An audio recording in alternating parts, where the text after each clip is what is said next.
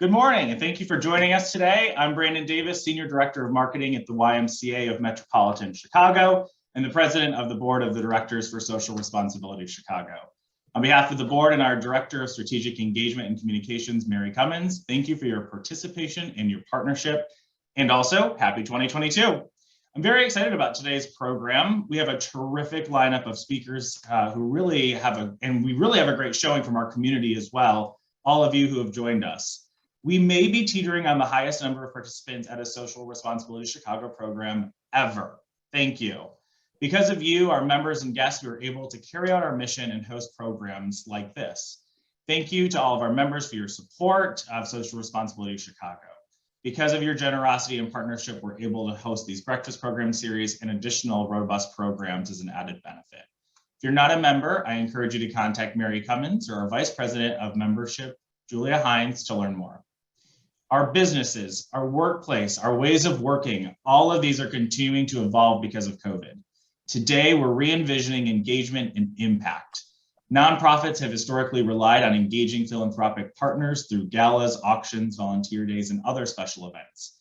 But have we moved past the gala-addiction? How do our revenue streams and resources pivot? Is virtual volunteering here to stay? And how do we drive impact and engagement in innovative ways? We're seeing this play out in so many ways. As recent as yesterday, it was announced that Northern Trust was exiting the professional golf sponsorship business. So what's next for all of us? Our panelists will explore this and more today. And because of the turnout for today's program, we're going to offer at least 2 follow-up programs, one for nonprofits and one for corporations. That'll be intimate discussions so you can openly discuss opportunities and share ideas with other members. More information will be shared following today's program. At this time, I'd like to turn it over to our moderator-in-chief, Patricia Harris of Best Buy, and also a Social Responsibility Chicago board member and Baumhart Scholar. Thank you for joining us today for Galas, Volunteering, and Auctions Oh My, Re-envisioning Engagement and Impact in Today's World. And thank you, Patricia, and our terrific panelists for joining us today. Patricia, take it away. Good morning, Brandon. Thank you so much for that awesome intro. I've had a lot of titles, and moderator-in-chief is now one that I can add to my LinkedIn profile. So thank you so much for that. And thank you for the outstanding turnout that we're having this morning. I'm looking at the participant number, and we're just a couple minutes into our program, and I'm noticing that the numbers continue to get higher. So I can't thank you guys enough for joining us. Brandon, I also love what you said about the gala-addiction. I love that, and I'm excited to share my perspective from the Best Buy side, but also hear from our amazing panelists around what they think about the gala-addiction. So as Brandon mentioned, I am a social responsibility, social impact leader. I manage our Best Buy's flagship social impact program called the Best Buy Teen Tech Centers. And it is a amazing, outstanding, phenomenal program that is an out-of-school time program that allows young people to learn, create, and explore, receive mentorship opportunities and inspiration through play. My background within the CSR space includes things like galas and volunteering and employee engagement and fundraising. So a lot of these things that we're going to talk about today are also in my wheelhouse. And I'm so excited to not only be moderating this session today, but also have some phenomenal panelists. Anne, Ellen, and Erica, welcome to our session this morning, and we would love for you to kind of provide your background, cover your name and title, and how are you balancing some things right now? When we had some prep sessions, Ellen said something I thought was so phenomenal. We've been talking, or a lot of people have been talking about the Great Resignation, but it's really a workforce revolution. So I would love for you to talk more about that, Ellen. And in this racial reckoning, we'd be amiss not to talk about that. So we'll go in order of Anne, Ellen, and Erica, just to kind of provide title, background, a little bit of overview, and then we'll hop right into the questions. Thank you, Patricia. Hi, everyone. I'm Ann Cora, Senior Director of Development at the Adler Planetarium. I'm delighted to have been invited to share a little bit more about the Adler alongside friends from Navy Pier and Chicago Cares. Our mission at the Adler is to connect people to the universe and each other under the sky we all share. I would say our biggest complexity has been that we've been closed since March 2020. Many thought because our doors were closed that we weren't advancing our mission. And like our CEO, Michelle Larson says, Our physical space was closed, but we are very mission open. Our talented team took our programming digital, and now as we prepare to reopen the museum on March 4th, which all of you are welcome to, we are looking forward to coming out of this having learned a few things. So we have our physical space for those who are in Chicagoland and the Midwest, and of course tourism, but then we also have a digital space now. And that digital space is reaching 205 countries and nearly 3 million people online. And so we of course are trying to find that balance of how do we do a little bit of both and be strong for our communities, whether they're in person or digitally, but we've had some great learnings. And like Ellen had touched on our prep sessions, that current landscape, we are rehiring for our reopening, and that is challenging. And, balance, I think, is the word that has really come out of what the last couple of years have looked like. Is for us, it's been, how do we work from home when we have a physical space and as our cultural institution in Chicago? But we know that that's something that employees need and want, and we want to be an organization that is able to attract employees. And then, I think one of the hardest things, for really figuring out what our inclusion, diversity, accessibility, and access looks like. We have an internal team doing it, and it's hard. It's finding that balance in that really important work and doing our full-time jobs. And so I think that's the struggle for our balance there. Before I turn it over to Ellen, I just wanted to say that our work isn't sustainable without our donors and our board. And we have stayed really strong financially because of our donor base and our boards, and especially our corporate donors who may be on this call today. And I just wanted to say thank you. Ellen? Thanks, Anne. Appreciate it.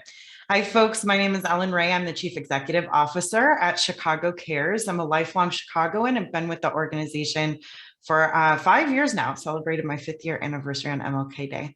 Chicago Cares mobilizes volunteers to build a stronger, more unified Chicago, and we frame that today as a more vibrant and equitable city. We engage thousands of volunteers in the work of service across the city, and we do that in a way that is grounded in our community-driven race equity approach that really helps us to build bridges, deepen understanding, and set Chicagoans on fire for civic engagement so that we have more folks that are lending the people power to the work of change and equity here in the city. So really excited to be here with my colleagues, to be here with all of you. And in terms of, the context and the challenges that we're holding, Anne's word was balance for the last couple of years. Our word would be ambiguity, and really holding the tension of both and over the last 2 years. That this has been an immense time of need where volunteers can make an impact, but how that work gets done has had to really shift for us to prioritize the safety, not just of our volunteers, but of our community partners and the communities that they work in and serve. We've also had to balance tremendous grief and loss with a tremendous opportunity for change. And for evolution in our work, and the opportunity to embrace evolution in our work, and to not necessarily see all of this just as pandemic changes, right? Changes that we do in the pandemic, but ultimately changes to normal that move us forward to a more equitable city. And how can we embrace, frankly, some of the best parts of those changes to really ensure that the new normal is one that allows for a more vibrant and equitable city. And yes, as Patricia mentioned, I have been actively trying to reframe the Great Resignation as a great reevaluation and workforce revolution, that at the same time that there is so much work to do, and even so much work to do in our nonprofit organizations, that there's a great reimagining of our relationship to work. And what it means to work with balance and dignity. And holding all of those tensions, I think, is what many of us in the social impact sector have been facing. That it's not just one or the other, it's not an either or, but ultimately that both of these truths can be true at the same time, and that we have to hold that space and ultimately sit with the discomfort of not knowing the answer. And so maybe that's my charge to us today, is that you maybe came here for answers, and we might encourage you to sit in the ambiguity instead, that there might not be easy answers to some of the questions that we pose today. So I'll turn it over to Erica.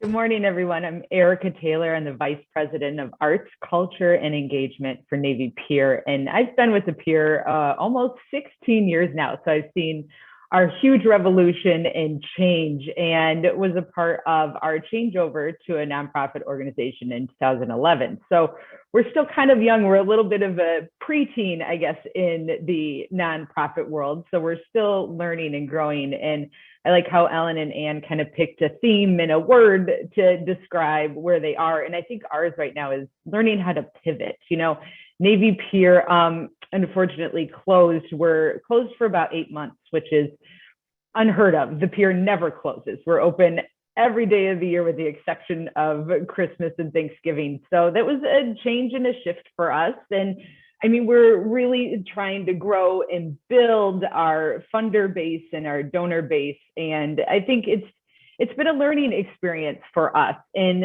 something that we were really starting to dig into pre-pandemic, and kind of forced our hand to really jump in feet first and really get involved. So, you know, Navy Piers really part of our mission is to be a welcoming place to all. So that's been our focus, is how do we make sure all of our guests constantly feel welcome, they feel safe at the pier, especially during these ever evolving times that we live in. So it's adjusting to new regulations and just making sure that, I mean, we've got tons of space and we're open, and just making sure everyone feels comfortable and safe to come on down and be a part of our programs that we're doing. And it's been quite interesting, to say the least, but I think we're in a great place in moving forward, and we've got some great opportunities ahead for us in the future. I appreciate everyone's welcome. Thank you all so much for that. So I just want to touch and say, one, welcome. We've had at least 40 new people join since we first kicked off. So we've got an amazing amount of interest in this topic. And with that being said, if we don't get through everything, we will do more follow-up, more intimate discussions. This is certainly not meant to be a rigid conversation and, you know, very answer question, move on to the next. This is going to be a collaborative discussion to our people that register and sent in questions ahead of time. I hope you hear your questions. If not, there will be plenty more opportunities. Our success as a membership organization at Social Responsibility Chicago is to make sure we're having great value add for our membership. So if we know this is a high quality topic for our community and our member base, we want to continue to keep that going. So what I'm going to do is kind of hopefully break it out. What I'd like to do is kind of break it out into two topics.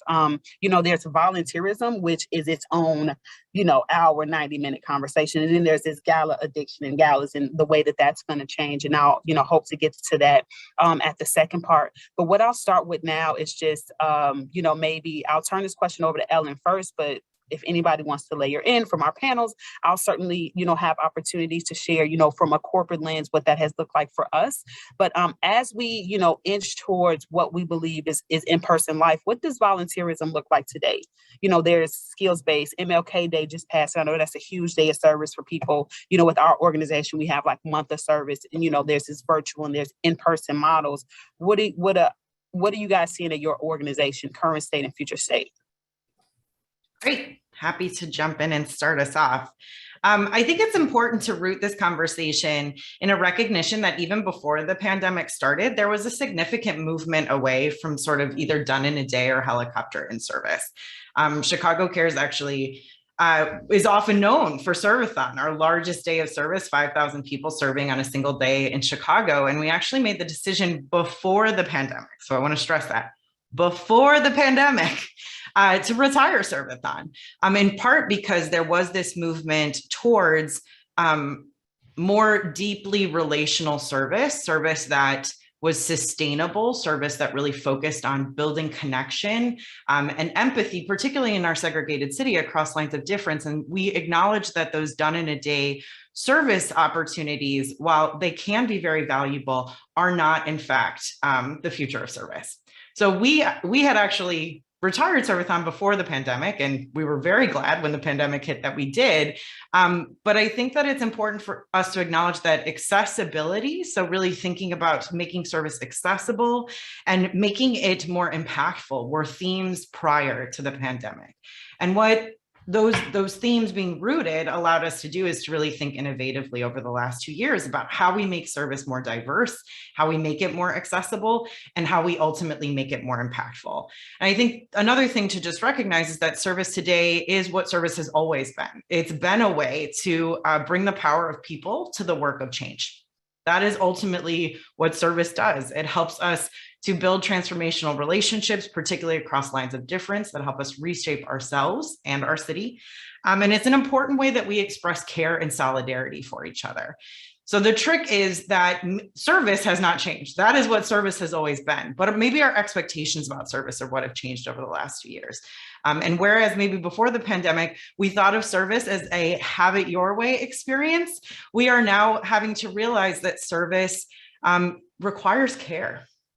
And the last 2 years have taught us to think about service carefully and intentionally. And that's meant that we've had to consider safety. It's meant that we've had to consider impact. We've had to consider nonprofit capacity, right? What can nonprofits truly bear? And frankly, what do they need? And we've moved to smaller scale service because it's safer and more impactful. So I think if we're being honest, what the pandemic has allowed us to do is to step fully into the ideal state, to move away from maybe some ways of serving that were in fact not always impactful and didn't always increase nonprofit capacity, to really root ourselves in a more community-driven, community-centric approach that puts the needs of nonprofit on equal footing with our preferences as volunteers. And so it means that we've stepped into a universe in which service should be diverse all the time, right? There should always be in-person and volunteer, or in-person and virtual opportunities. There should always be hands-on and skills-based. It should always be small scale, and it should happen all year round because nonprofits are doing the hard work of change all year round, not just on a single day when you serve. And so I think it's important for us to acknowledge that there's good news, right? That this is the future of service that we're living in right now. And that even in a pandemic, when there was immense grief and loss, there was also immense opportunity for us to make an impact. And for us, that meant really new innovative models like text banking, which is a virtual service opportunity. We sent 2 million texts in 2020 around the census and get out the vote. All volunteer powered. Many of our corporate partners joined us in that work. But we also did in-person food delivery. We did public art projects. So we were allowed to be creative and innovative because in some ways we let go of our expectations about how service used to look and embraced how service could look. And that's really exciting.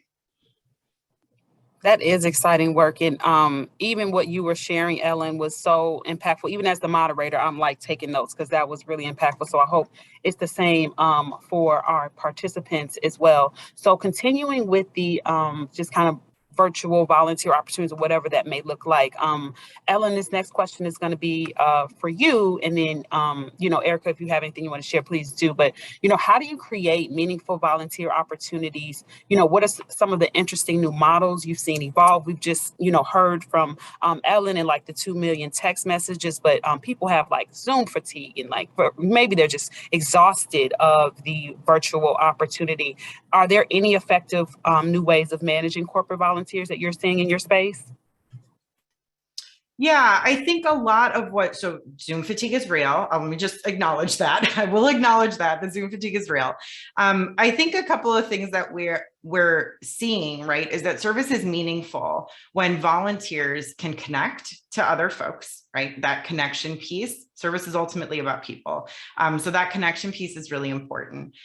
When folks can learn, right? We've asked volunteers, both corporate and in our sort of public facing pool, what motivates their service. Learning is a big part of what motivates people's service, that they want to learn about Chicago. They want to learn about the issues that our city faces.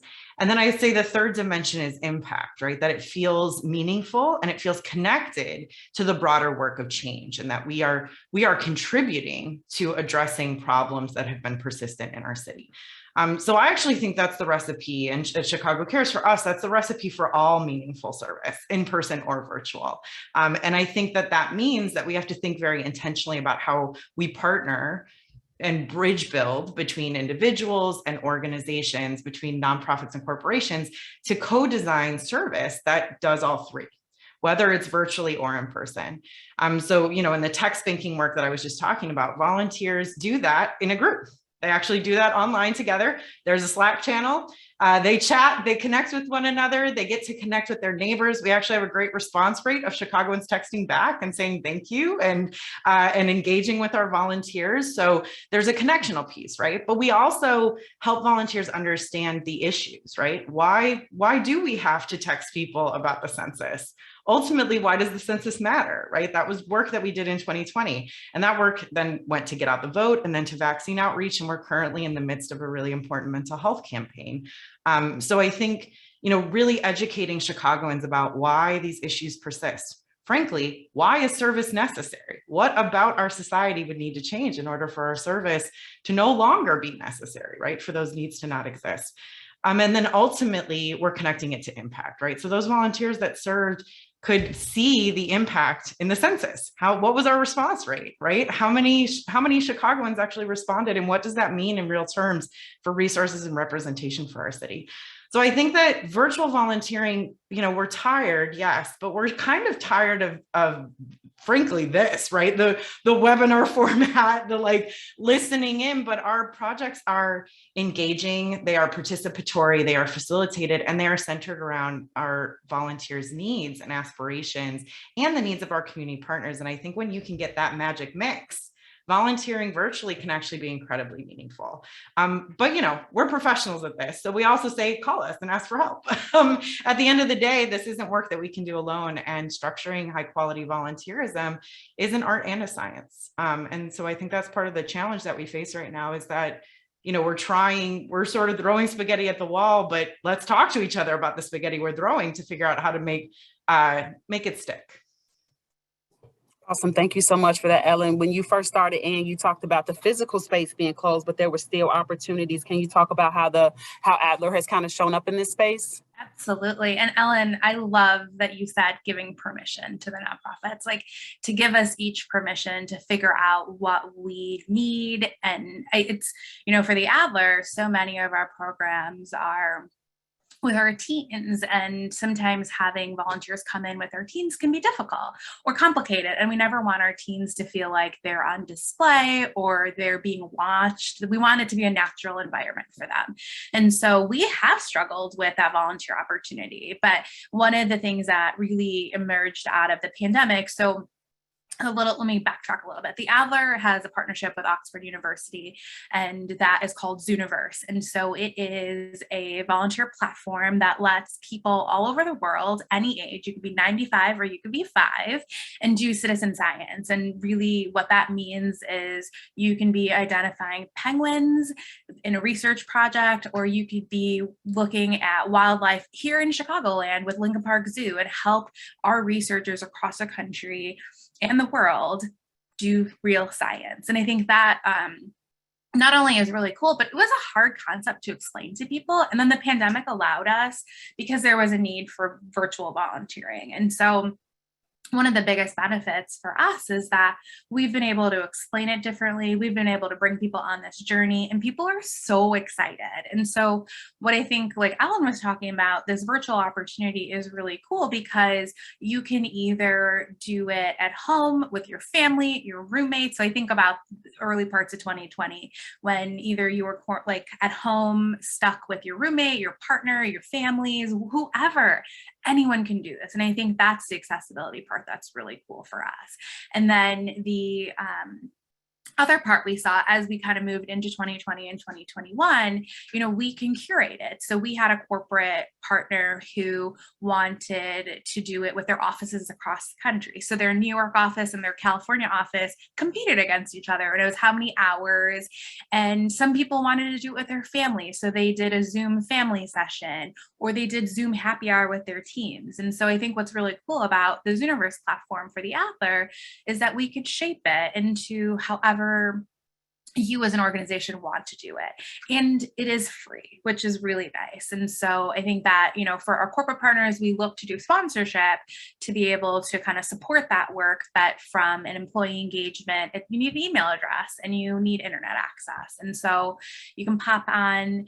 And I think the one other thing that's really cool about that is that it's helping real science. So I know a lot of employees, not everyone is super into space, but if you're into penguins or elephants, or you are into space science, you can kind of lean into however you want.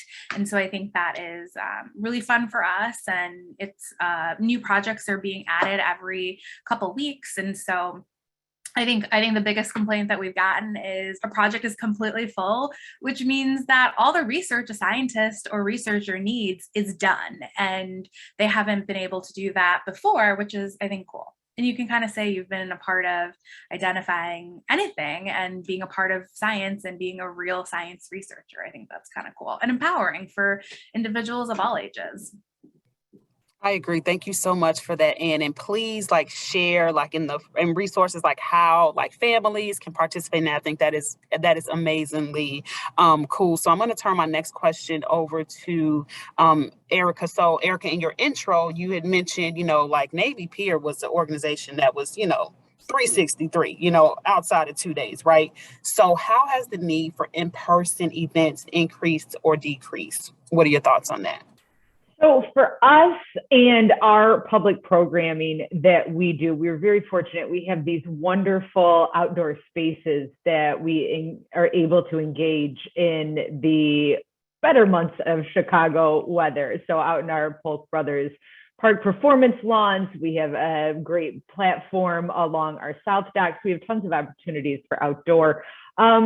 So we were able to keep a lot of our programs going and all throughout the pandemic for the most part, starting in May of 20 now, I guess. Time has no concept anymore. I can't remember what year we're in, but so we were able to do that, and we switched to a hybrid model for a lot of ours. So we were streaming a lot of our programs online, which we saw a lot of great engagement. And like you talked about with volunteers and your programming at the Adler, it gave people an opportunity that if you didn't feel comfortable coming down, you still got to experience all the great things that we were doing. And then a lot of so as many of you know, we do a lot of private events too in our East End complex. And we've seen a bit of a shift to where a lot of folks were canceling programs in the last couple of years, have now decided to just postpone a little bit. A lot of our fundraising galas are just pushing a little bit further out in the year. We've seen it's a lot of interest in everyone really sees a value in bringing everyone together in the same space. And it's trying to figure out how to do that safely. And they're really leaning on us as a venue to help them with that and come up with some creative ideas and ways to still bring everyone together in that same room. So you do get that face-to-face opportunity, but to make everyone feel comfortable in that. So where if there was a fear of change before with folks, I think a lot of that has gone away, and we've all been forced to come up with new ideas and to be a little creative. So it's not really a dying thing for us from what we've seen on a gala front. It's just a change in how we do things. And for us personally, we are going to do our large fundraiser this year. We do it biannually. So this year is the year for us. But instead of doing something black tie and a sit down dinner as we've done traditionally, we're going to try and do something a little more relaxed, a little more fun. So everybody, again, that comfort level is there, that feeling of safety, that feeling that you're welcome, you're a part of what we're doing. And that's kind of how we've changed and we've shifted on the event front, and especially for our fundraising side too. I appreciate that, Erica. I mean, you brought up the word gala, so now we gotta pivot to the Gala-addiction. We gotta talk about it. So even in the for-profit space, Best Buy does have a foundation, and we've probably not had an in-person foundation since 2019. And I think we skipped it in 2020, and in 2021 we did a virtual one. And what I appreciated about this virtual gala, people were Zoom fatigued. But I'm slightly conflicted because gone were the days where you had to leave work and you came to work dressed up and you're going, there's this hour-long cocktail, there's silent auctions, and then, there's all this, but these opportunities pivoted to virtual, and the meet the meat and potatoes of it, you got to it, right? So we offered a virtual a silent auction, but it was leading up to the event. So getting you excited, here are these emails that you can bid an auction on, right? And so you're generating that excitement earlier in the week, and you're starting your donor dollars to come in, right? And then like the fund the need, like the mission of the work, you getting straight to that, right? There isn't like, now you got to do the mingling, and then you're sitting down and the 3 courses, and then you learn about it, right? You get to it right away. And we had this phenomenal performance at the end. And so, they typically always end with a super cool performance, but you kind of got right to it. So what could typically be a super long work day, you came to work, it's a Tuesday, you had the gala, that was about 4 hours. You drove home, you really condensed it, right, to really getting to what the mission and purpose is of that particular gala. So I would love to get thoughts around this. Like, has COVID broken the gala addiction? Is there a current trend away from galas? What I'm hearing is like, we're just going to do them, but we're going to do them differently. How long do you see this continuing? Plus and minuses of the traditional gala model. I'll just share before I open it up to you guys. I loved our hybrid model, but the right gala, I've only done maybe twice a year, but I kind of love them, right? I love the interaction. I love the people. It does make for a long day, but there are pluses and minuses. And this time in history right now really gives us an opportunity to rethink that. So I'll turn it over to maybe Anne to talk about it a little bit. Patricia, you are speaking my language. Efficiency, I love it. I think to kind of just elaborate on what you said, one of the things that is really cool about the kind of virtual setting is you can watch it on your time. So if you want to get dressed up and have a watch party the night it premieres, great, we love that. But then maybe you have other plans and you're going to catch it Sunday morning over your coffee, or even Monday at lunch. I think the coolest thing is that one evening impact, like you said, is at the beginning of the week, but then also that fundraising opportunity and that engagement opportunity continue to go on. I think the question you posed was gala addiction. And so gala fatigue is real for both the nonprofits and the attendees. We know that. I think so many people have made that joke. Our tuxedos and gowns are collecting dust in our closets. And, for one, I am okay with some of my gowns kind of just having a break and not having to have taken them to the dry cleaner, or like you said, take them into the office and then change and then do the whole rigmarole. But I think, I continue to be so impressed with what our peers in the sector accomplished in 2020. I think about the organizations that had galas March, April, May, and having to flip the script really quickly or cancel. But then as we go into 2021 and 2022, we were able to transition to a combo of in-person, virtual, and hybrid. I think, I look at gala trends as fashion. It's cyclical. So right now for the Adler, like similar to what Erica said, we are going to do our gala in person this year. For the past 2 years, we have been virtual, but we're going to do it different. We usually have 500 to 700 people under a beautiful tent with the skyline. And this year we're going to go kind of have an open house, progressive dinner, and be a little bit more casual, but we still want it to be fun and engaging. We want people who want to dress up, like bring your tuxedo, bring your gown if you want, or wear a cocktail outfit. Like, we want people to come and be comfortable and enjoy the museum and the skyline, but to really experience it on their own. And I think like I said, it's like fashion. So in 5 to 10 years, we might be back in a full seated dinner because we haven't done it in a couple of years and it feels new. But for the Adler, I will say that the virtual setting did allow us to expand our audience. And so, galas do have a hefty ticket price or a sponsorship tied to them, which is really great for an institution from a fundraising standpoint. But what we saw from our virtual component was we did a complimentary registration and a donation as you were able. And so if you entered $0, you still got to come. But if you entered $1, $100, $1,000, you're able to have that impact and join. And so for us, it's really important that we still have a virtual component.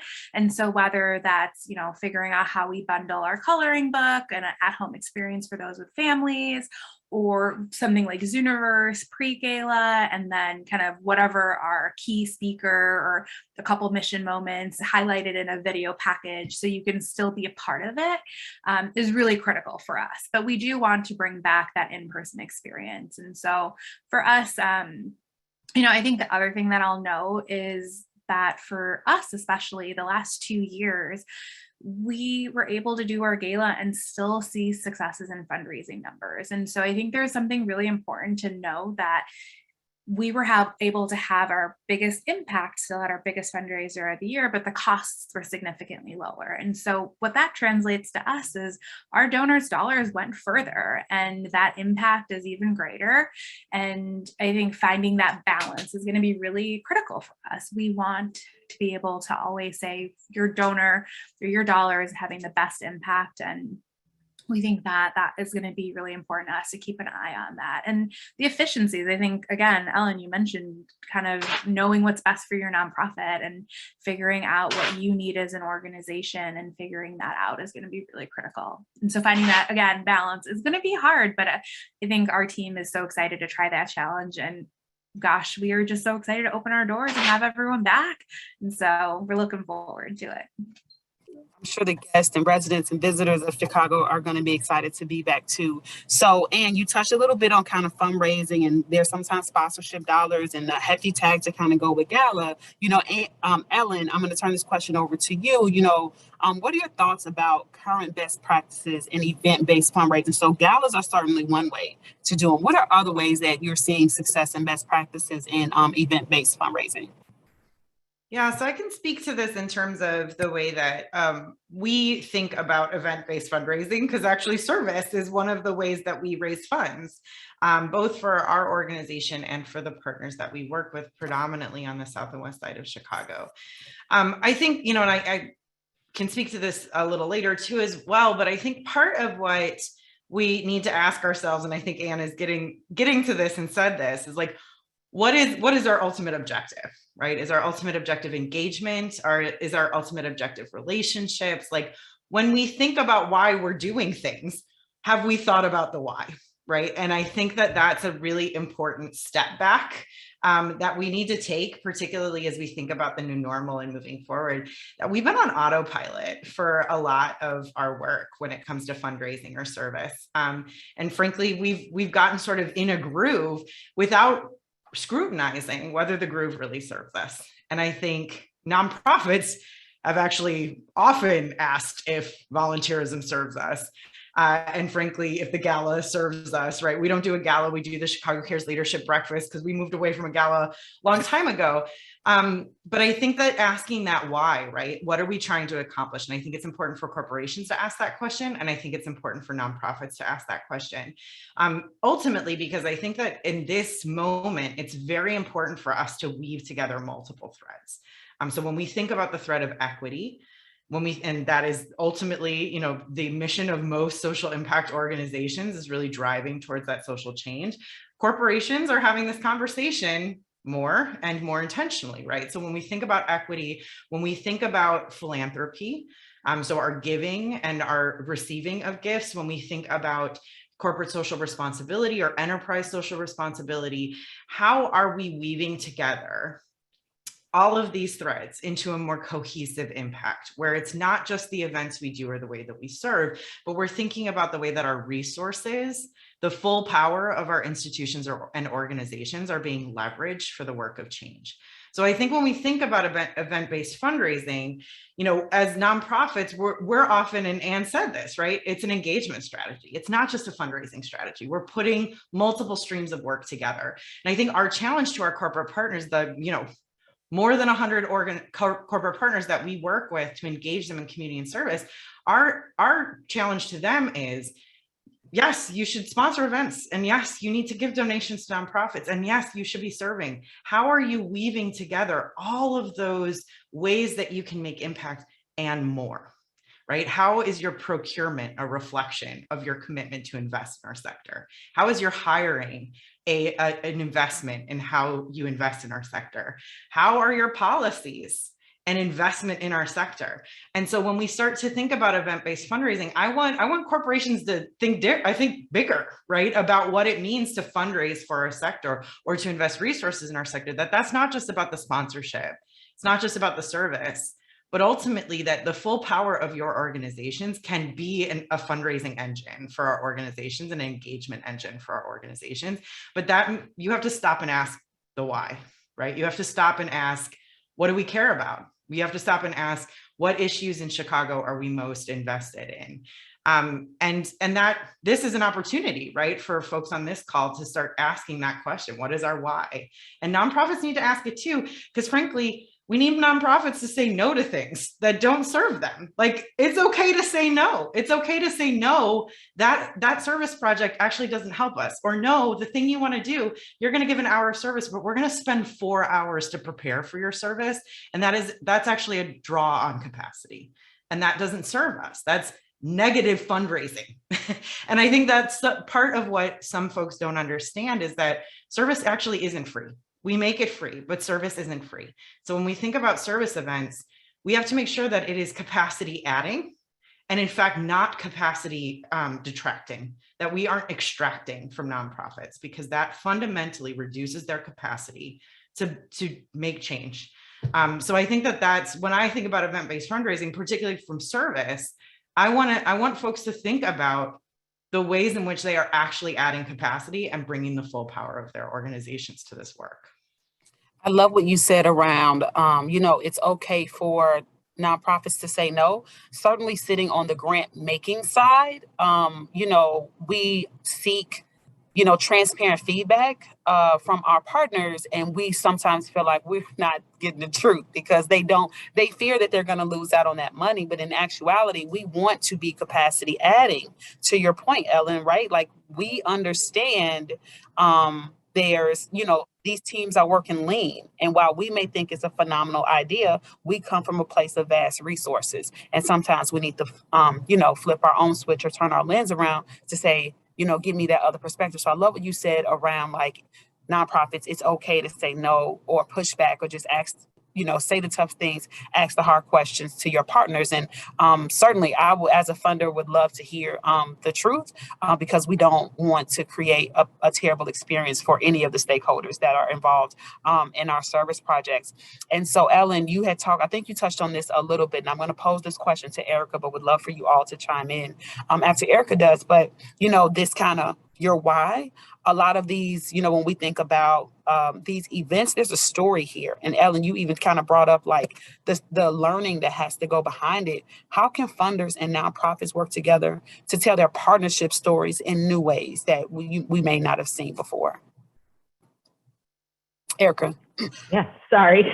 No, you're good. We've been Zooming for so long and then you forget where the mute button is. But I mean, I think, like I said before, I think there's new ways to look at everything, and there's new points of creativity and engagement. And really, I mean, for us, it's working with our partners to get our message out there that we are a nonprofit organization. And, it's one thing to start as that, and it's a whole other thing to transition. And like I said, we're very new in this, so it's changing the tide of public opinion of us, and to really get everyone to understand where we're coming from. And that's where a lot of our partners have been helpful in that messaging. And it's important for everyone to see the people in the community that we're engaging with and the folks that we're able to program and to partner with. And it's been a great way and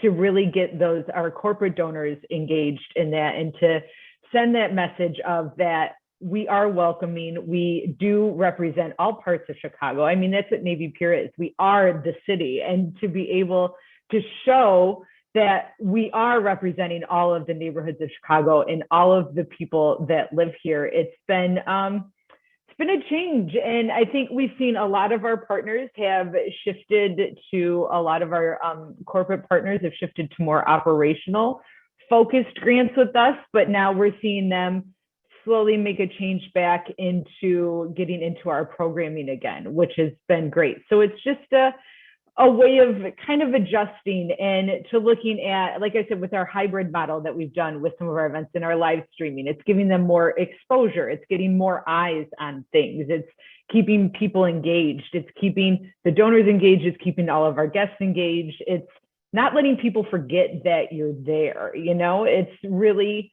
we're still happening. We're still part of this, and we still want you to be a part of what we're doing.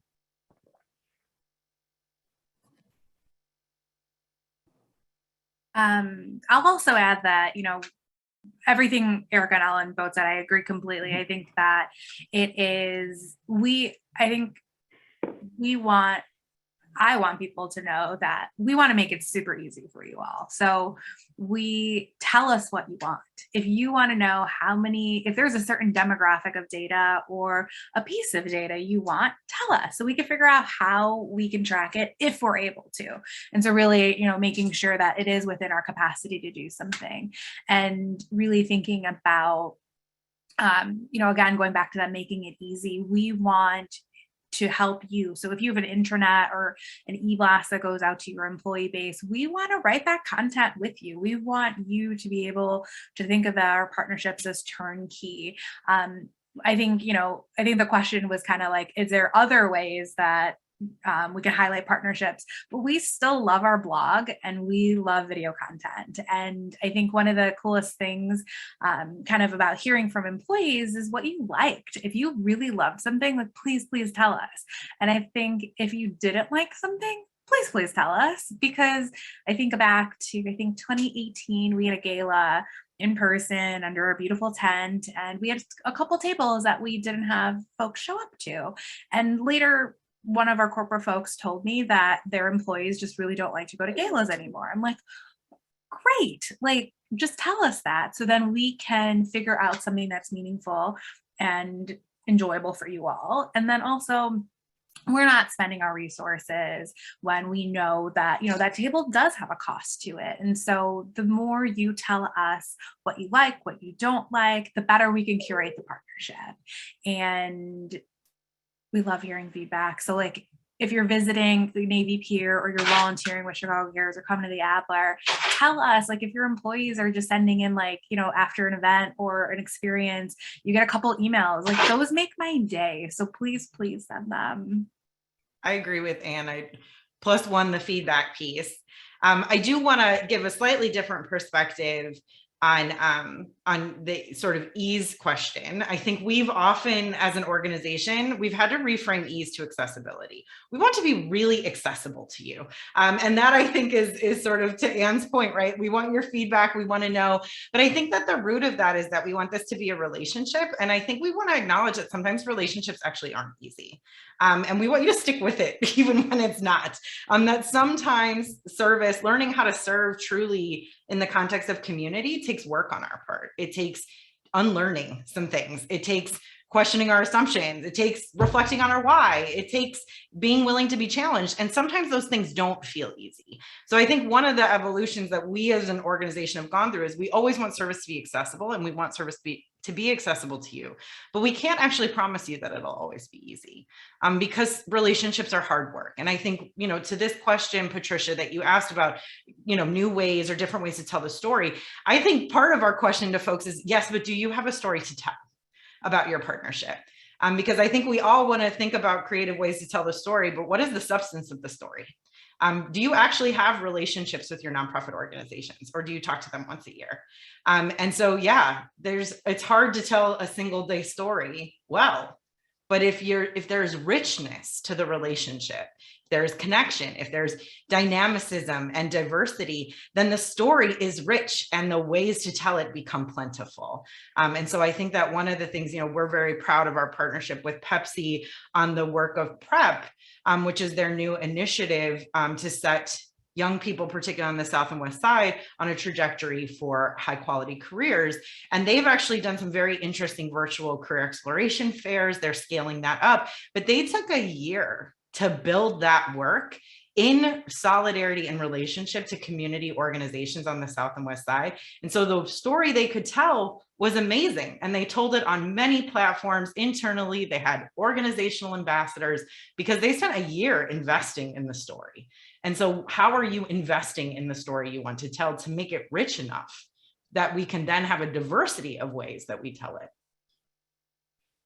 And I would just add, I think it was kind of the question just before this too, but Ellen, I think you hit it perfectly, is that communication piece. Like, we want to communicate with our funders, and it's one of the things that I really enjoy doing. And I think sometimes our partners feel like nonprofit employees are busy, or we feel our corporate partners are really busy, and we never want to like clog anyone's inbox.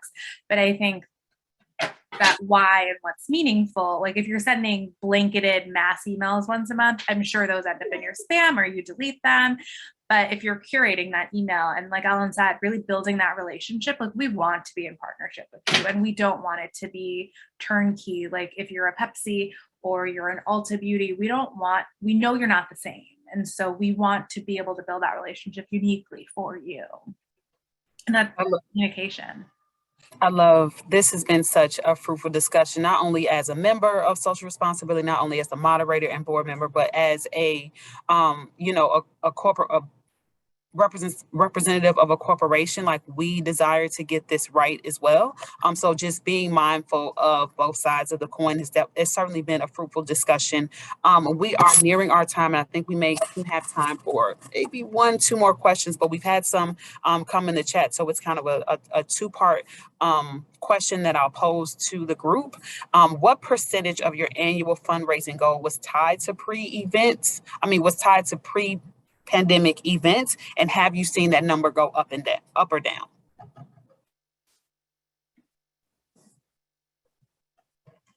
I'm happy to jump in. So pre-pandemic, our fundraising, our gala was 10% of our operating budget and our development program annually.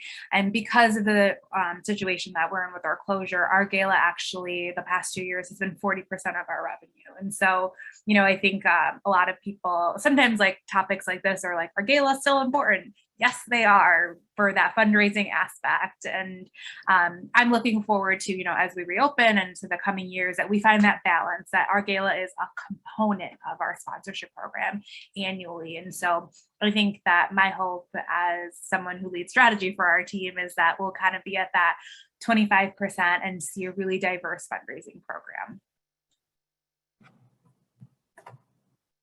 I appreciate that.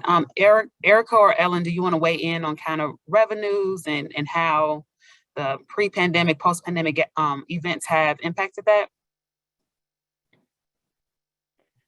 Yeah, so for us, our events and our galas were primarily focused on our programming, the free programming that we do, and supporting all of the local artists that we're able to employ during those things. I think we've seen more engagement. For us outside, for us, we started an emergency bridge campaign once the pandemic hit, and we saw our largest fundraising dollars come in that we have ever seen. We were at about $9 million that we were able to raise during our closure, which was unprecedented for us. So I think things have definitely shifted and definitely changed. So we've seen more dollars come in for support for what we're doing.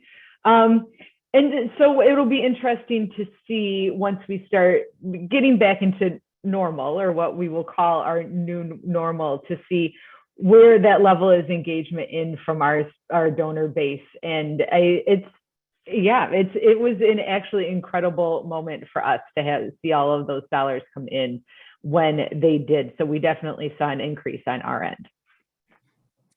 I appreciate that, Erica and Ann, for weighing in. So we had 2 questions come in the chat, and they're kind of similar. We throwing out names like Pepsi and Ulta, who are supported by your organization. But what about smaller organizations? Any feedback around how they can garner support in this COVID environment, or just not having the resources and the connections that some of those larger corporations do? Open question to the group around partnership for some smaller organizations. I mean, I think I can weigh in from the community. So part of, Chicago Cares supports the broader civic community in Chicago around service and volunteerism. So we have work that focuses on our nonprofit partners and building their capacity. And really our work is driven by small community organizations, primarily on the South and West Side, who inform our strategies and the ways in which we structure service. But we also work with corporations to help them design their CSR strategies, as well as to implement high quality, high impact service in partnership with communities.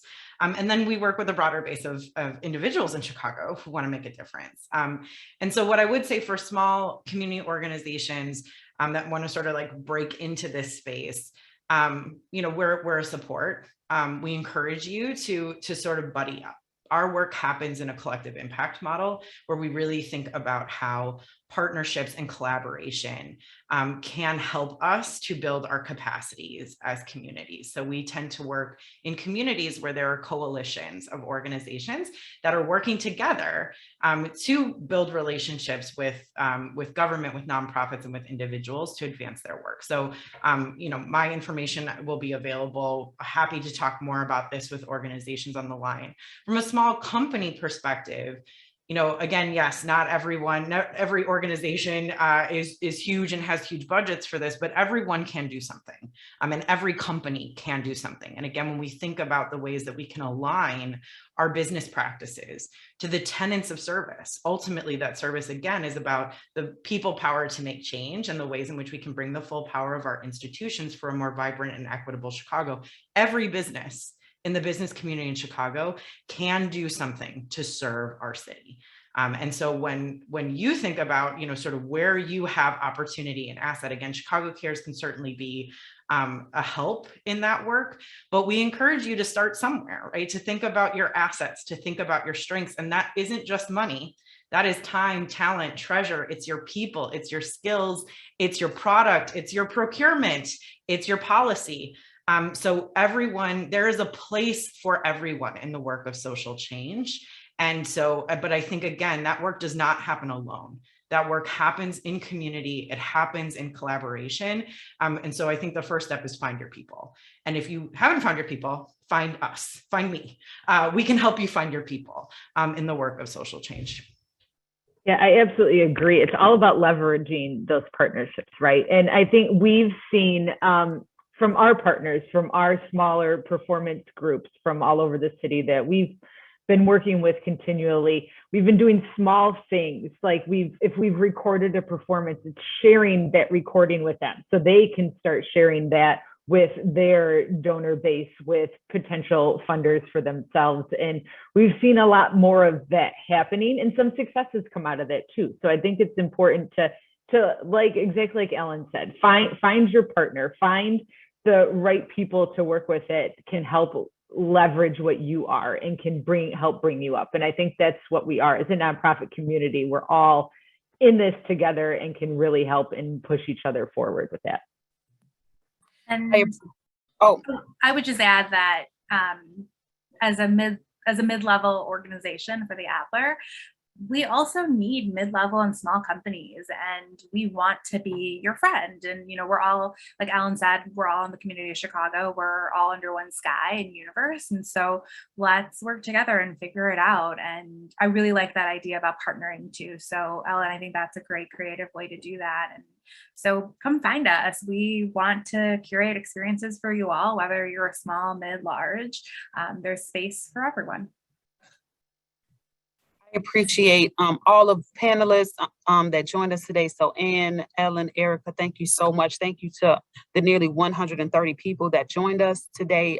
This topic has certainly been fruitful, and with the high attendance numbers, we absolutely know how important it is to be thinking about how do we revolutionize in this space. So this is the first of many conversations that we will have, and we'll do breakouts to allow for more intimate conversations so that more questions can get answered. My apologies if I was not able to answer your question, but I am going to turn it back to Kate Narden, who is my peer on the board of directors for Social Responsibility Chicago. Thank you all again for joining us today.